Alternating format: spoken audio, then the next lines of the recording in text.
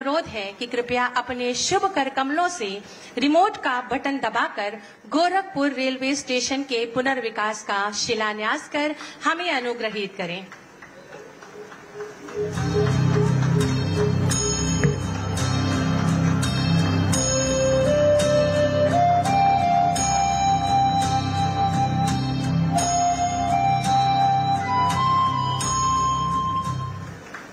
बहुत बहुत आभार माननीय।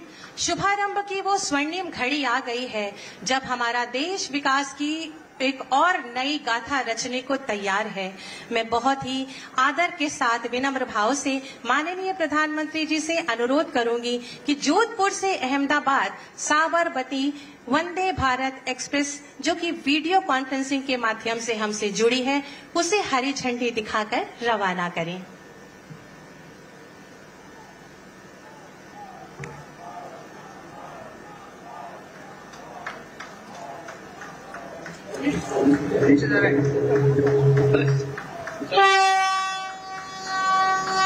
जोधपुर साबरमती के बीच संचालित होने वाली वंदे भारत एक्सप्रेस 448 किलोमीटर की दूरी मात्र 6 घंटे 10 मिनट में तय करेगी। इस मार्ग पर सबसे तेज संचालित रेल सेवाएं अभी लगभग 7 घंटे का समय ले रही हैं।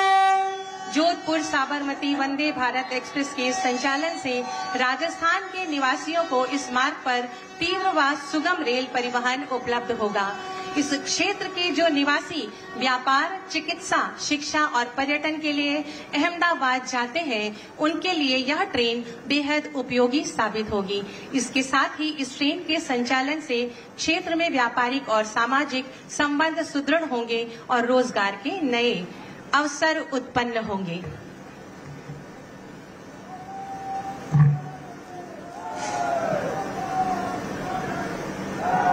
बहुत बहुत धन्यवाद, आभार माननीय। मैं पुनः अनुरोध करूंगी माननीय प्रधानमंत्री जी से कि गोरखपुर से लखनऊ वाया अयोध्या वंदे भारत एक्सप्रेस को हरी झंडी दिखाकर रवाना करें और हमें अनुग्रहित करें। और सभी गणमान्यों से निवेदन है कि करतल ध्वनि के माध्यम से इन गर्मामयी पलों का स्वागत करें।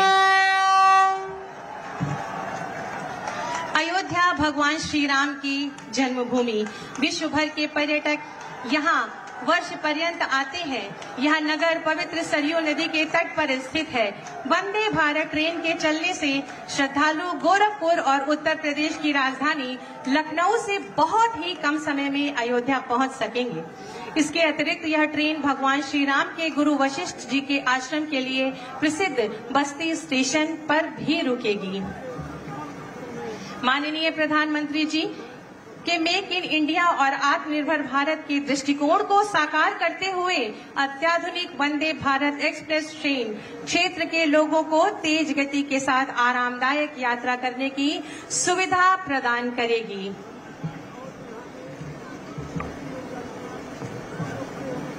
इस ट्रेन में हमारे देश का उज्जवल भविष्य के प्रतीक हमारे नन्हे मुन्ने बच्चे सवार हैं, जिनसे थोड़ी देर पूर्व माननीय प्रधानमंत्री जी ने स्नेहल भेंट की और आशीर्वाद दिया। ये ट्रेन प्रतीक है माननीय प्रधानमंत्री जी के नए भारत, उज्जवल भारत के वायदे को पूरा कर दिखाने की। आप ही की ये पंक्तियां आज के इस शुभ अवसर पर उसको और सार्थक कर जाती हैं कि जग को जीवन नया दिलाया, जीवन जीने का मर्म सिखाया। सभी महानुभावों से अनुरोध है कि करतल ध्वनि से स्वागत करें इस नई पहल का और आशा करें और ये उम्मीद करें कि सबकी यात्रा सुखद हो और मंगलमय हो। अपना बहुमूल्य समय देने और समारोह को गरिमा प्रदान करने हेतु मैं माननीय प्रधानमंत्री जी का तथा उपस्थित सभी अतिथियों का हृदय से आभार व्यक्त करती हूँ। Well, those were the visuals coming in from Gorakhpur, Uttar Pradesh. The modernization of Indian Railways and especially Vande Bharat trains is a keen project in which, along with the Union Railways Minister Payal, the Prime Minister has always taken a very keen interest, flagging off the 2 Vande Bharat trains, 3 Vande Bharat trains in fact. In fact, the Prime Minister has been flagging off, many trains right from the first one in 2019, which is in fact to Varanasi, which is of course his home constituency from where he's been elected to become the Prime Minister of the country. The pace at which the Vande Bharat train has seen acceptability not only within the BJP ruled states and the BJP ruled MPs as well. I was telling you earlier as well, Anusha, that the kind of demand that has existed as far as the Vande Bharat trains are concerned, including amongst opposition ruled states and amongst MPs from the opposition ruled states. If I remember correctly, then till about a month or something ago, they were demanded, about 47 MPs from the opposition ruled states had demanded either Vande Bharat trains or probably stations that would have actually a Vande Bharat halt as well. So that is the kind of demand that you've really seen as far as Vande Bharat is concerned. It's a state-of-the-art train. Of course, it's a modern equipped train. It's a high-speed train as well. It's seen a huge acceptability amongst people.